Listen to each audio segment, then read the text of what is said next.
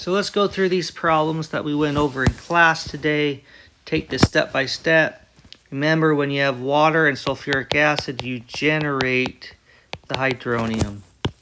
So the first step would be pi electrons. Doing that. And that's going to give us, we will follow the Markovnikov rule. And so that's going to put the hydrogen on carbon 2. Okay. So we have a carbocation.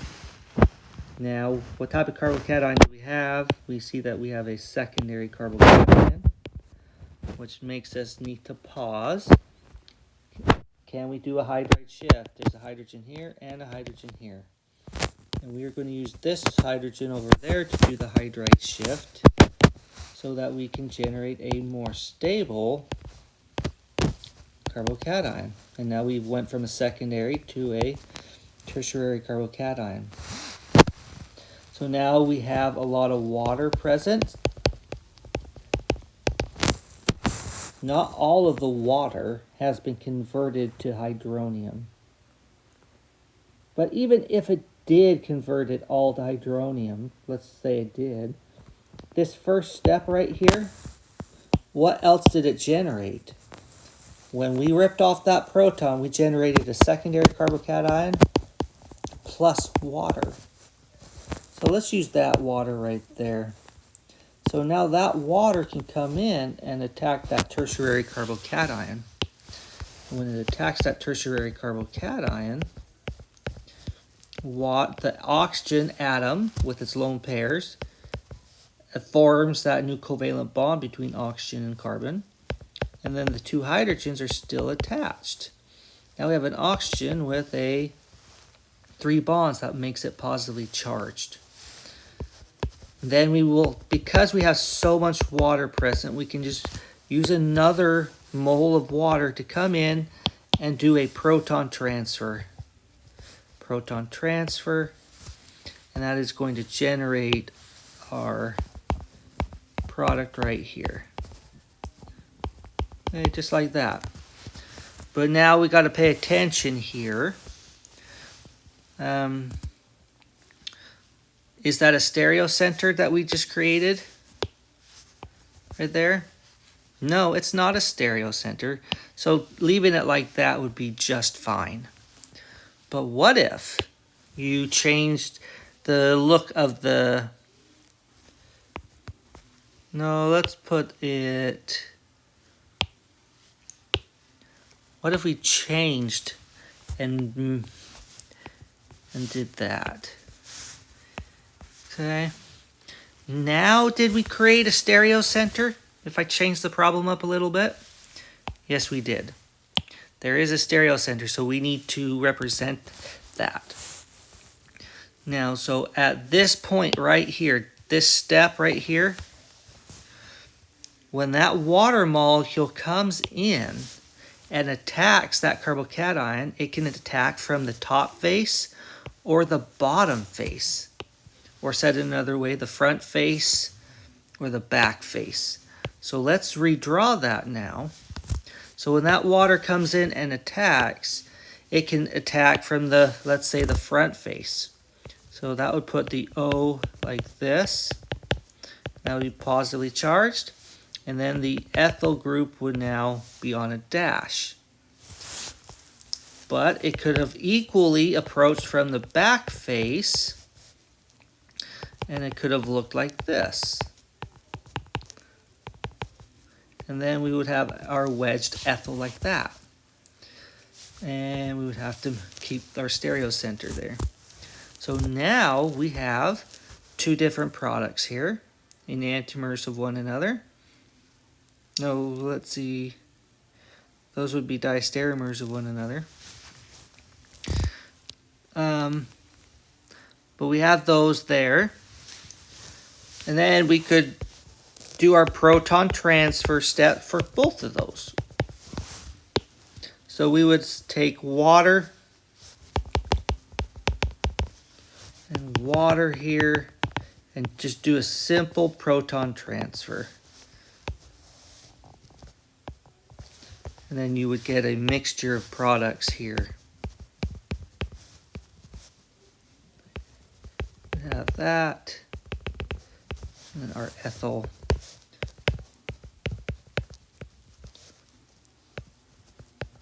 Ethyl dash like that. Okay. So we'd get a mixture of our compounds there. So the next reaction, what did we have here? It was the same starting material. Alright. And then we said, let's do the oxymercuration, demercuration. So those are the reagents. It's a two-step process. And those products, what would we get here? We would get a mixture of the alcohol going there.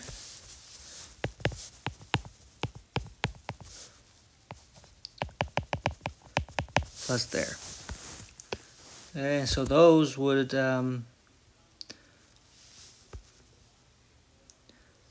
let's see here, just double checking some things. So those would be, yeah, that's the major product there. Okay. And I already went through the mechanism of how that works, because you generate the mercuronium intermediate, or the mercuronium ion, which is the intermediate step. And so I'm not going to rehash that mechanism. So that would be the major product for that. And then the third reaction here, same starting material, but now we do the hydroboration. Sodium hydroxide and hydrogen peroxide. There we go. And so that's going to give us this compound right here as our major product. But remember a key feature to the hydroboration. How does the hydrogens add across that double bond? They add in a syn fashion. Has to. Okay, so if I had something like this, and we took those same reagents, the borane and the THF, and the sodium hydroxide and the peroxide, what would our product look like? Well, the alcohol would go here, and our hydrogen that we added would have added syn, so that means the methyl group would be dashed, just like that. But you only get that product if the borane approaches from the front face. What if it approached from the back face? Then you would have gotten this. Like that. So you get a mixture of products there. But do you see how the hydrogen that's being added and the alcohol that's being added, that is in a syn fashion? That is very, very important. But when you get to the oxymercuration, demercuration reaction here, if we take that other example that we've been doing here, what would the major product be with the oxymercuration, demercuration? You would have the alcohol going there. And then, so you would have that combination, or you could have it attack the back side, like that. But now, what about the hydrogens that are being added to this carbon? How did the hydrogen that was being added come into play? Watch this. And so this, let's create a copy of this if I can figure out how to do that.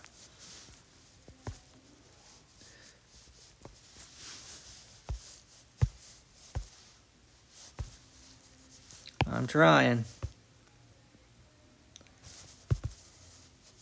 And I'm failing.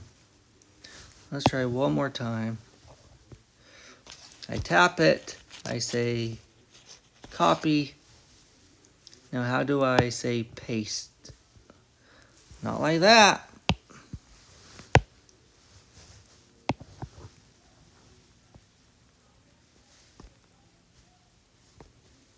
Whatever. So let's think about this. If we look at molecule A and compare it to molecule B, molecule A could have added in a syn fashion, or it could have added in the anti fashion. Okay? And the reason why this hydrogen that's being added can add syn or anti is because this step right here is complicated. So it's not syn and it's not anti, it's a mix. So when we take a look at molecule B, this would be a syn addition because the alcohol and the hydrogen are both dashed, or it could have been a anti addition, which would be the hydrogen, not the alcohol, the hydrogen. That would have been the anti addition. Okay. So the stereochemistry and geochemistry are critical in analyzing these types of problems. Okay. So then I ask you guys to take those 3 reactions that I just taught you and do it all over again, but with that material right there. Okay. And so let's do the water and the sulfuric acid reaction right here. What would the major product be? I like to first do the first step just to help me kind of see if there's any carbocations that I need to be aware of. So the first step here would be that comes grab, and then we would generate this species, and the hydrogen would have been added there according to Markovnikov.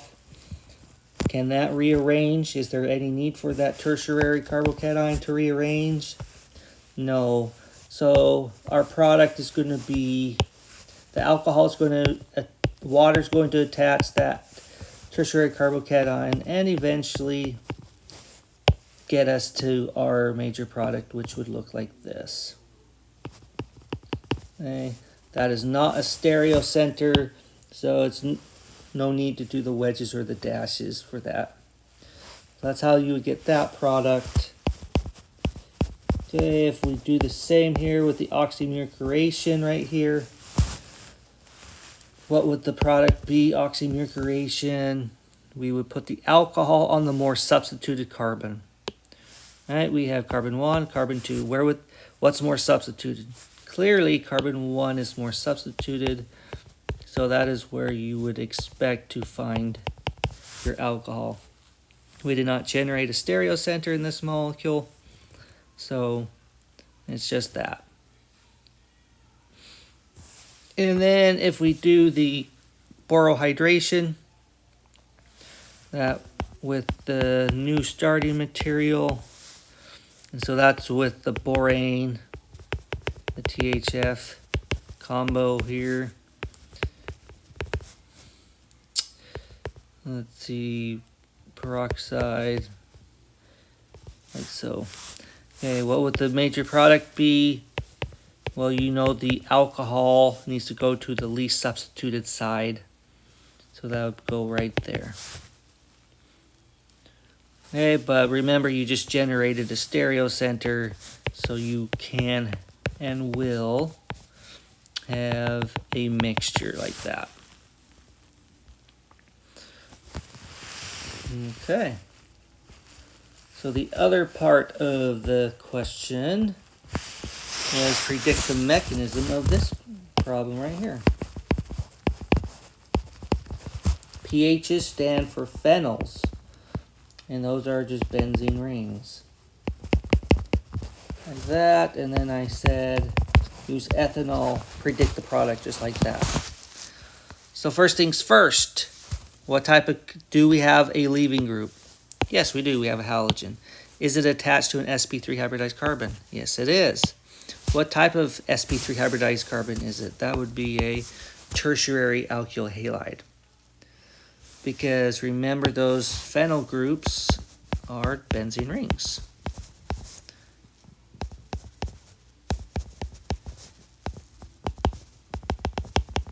Looks just like that.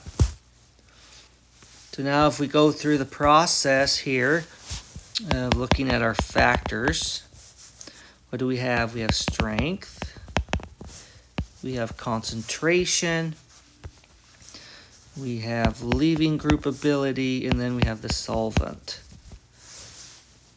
And then, so I just make myself a quick table. Okay, we have what? SN1, SN2, E1, and then we have E2 like that. Okay, factor strength. We have ethanol. We see ethanol is neutral. So that's going to favor SN1 and E1. And the concentration is high because nothing telling us that is dilute. Leaving group favors SN1 and E1. Now the solvent in this problem is ethanol as well. And ethanol is a polar protic solvent, which is going to favor SN1 and E1. So when we sum those up, that's 3, 1, 3, and 1. The way I teach you guys to do this is when there's a tie, you use heat as a tiebreaker. And since the problem doesn't say anything about heat, we are going to predict that this is going to favor a SN1 mechanism. So with an SN1 mechanism, we are going to generate a product that looks like this. We would have a mixture of our alcohol like so. Okay, let's back this up a little bit here. But when we pay close attention, and we have this now as our two products, we will see that those two molecules are actually identical. And so those aren't even stereocenters. So you could have really just drawn it like this and been just fine. That would be the major product. Now I added another layer here, and I said, how would the mechanism change if you did add heat? So if I take that original equation or reaction there and just say, hey, well, let's add some heat with the delta symbol, or we could have just said heat, what would change? We've gone through the same process with the table there and came up with the same answers.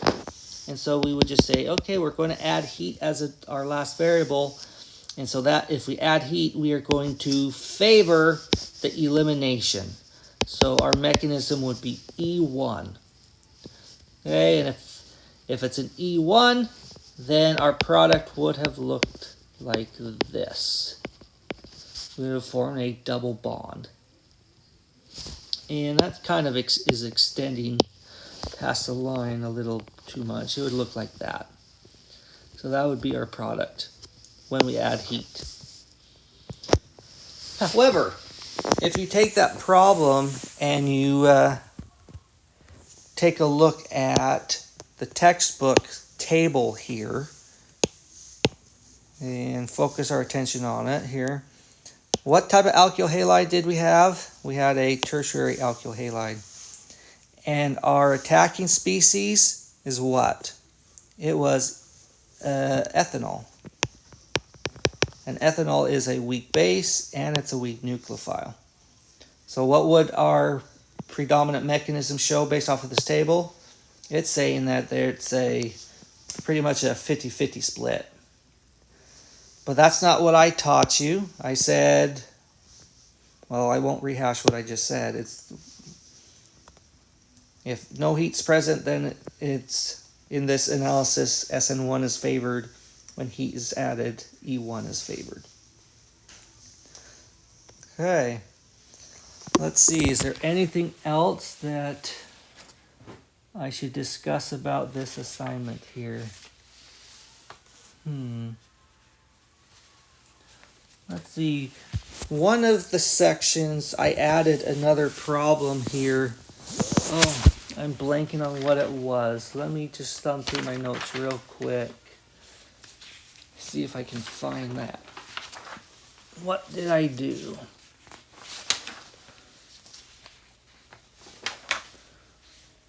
I can't. I think it was some. I'm going off the memory. So it was something like this. I believe the principles will still apply to it. I said, what if we did chlorhydration,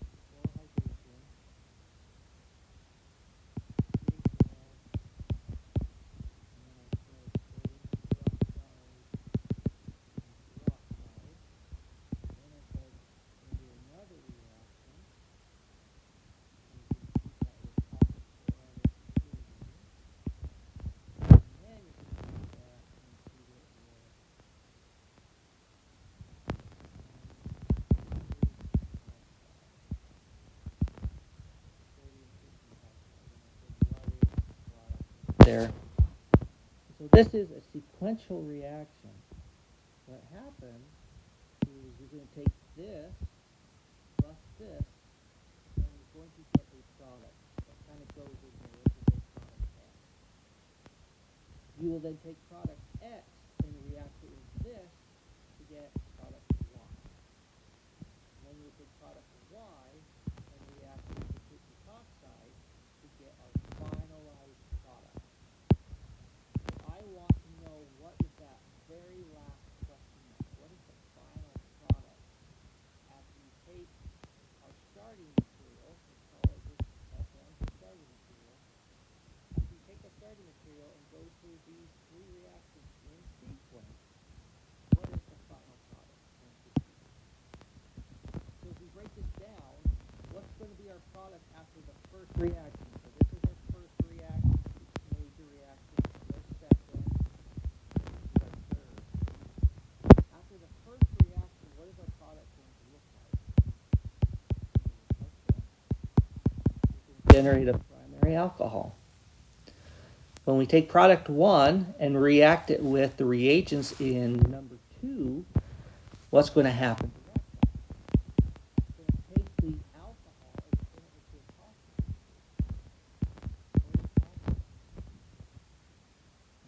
a now we are converting the alcohol into a solute.